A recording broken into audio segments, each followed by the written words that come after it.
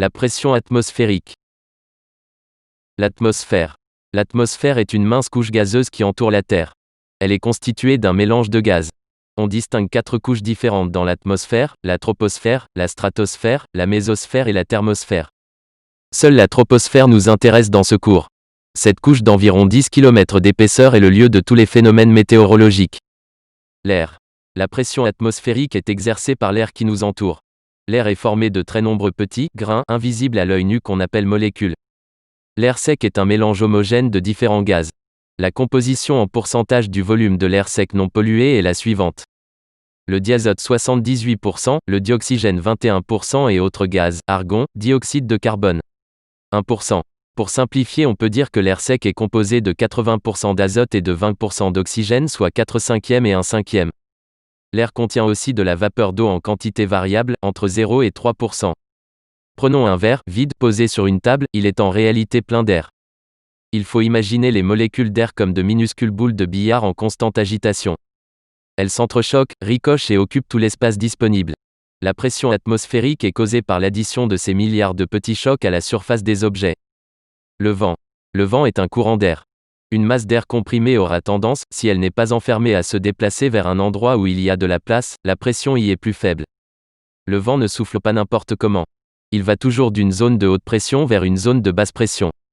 Il est invisible mais on remarque ses effets, l'air est bien formé de matière. La direction du vent. Lorsque la bise souffle au Maroc, c'est qu'il y a une zone de haute pression H, air comprimé au nord de l'Afrique et une zone de basse pression B au sud de l'Afrique. L'air froid se déplace donc du nord vers le sud. La pression et l'altitude. Les molécules d'air s'entassent sous l'effet de l'attraction terrestre le plus bas possible, dense au bord de la mer, l'air se raréfie avec l'altitude. La pression atmosphérique diminue avec l'altitude. La pression atmosphérique est plus grande au bord de la mer qu'au sommet d'une montagne. Au bord de la mer, la colonne d'air qui est au-dessus de nous est plus haute, elle exerce donc sur nous une plus grande pression. Mesurer la pression atmosphérique. Le baromètre mesure la pression de l'air contenu dans l'atmosphère. On parle de pression atmosphérique. Le baromètre à mercure. Evangelista Torricelli invente le baromètre à mercure en 1643. Il remplit un tube de verre avec du mercure, un métal liquide à température ambiante. Il bouche le tube avec le doigt, le retourne et le plonge dans un bac rempli de mercure. Il constate que le haut du tube fermé se vide en partie, et que le niveau de mercure se stabilise 76 cm, ou 760 mm au-dessus du niveau de mercure dans le bac. C'est la première expérience qui prouve l'existence du vide. Le baromètre à mercure est donc très facile à réaliser, la pression atmosphérique est exactement compensée par la pression exercée par la colonne de mercure. Le baromètre à mercure a aussi beaucoup d'inconvénients. Il est lourd et encombrant. Le mercure pèse 13,6 fois plus que l'eau. Il est en verre, donc fragile.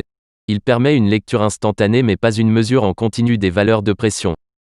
Le mercure est toxique. Il attaque le système nerveux. Le baromètre anéroïde. Le baromètre anéroïde permet de mesurer la pression en continu.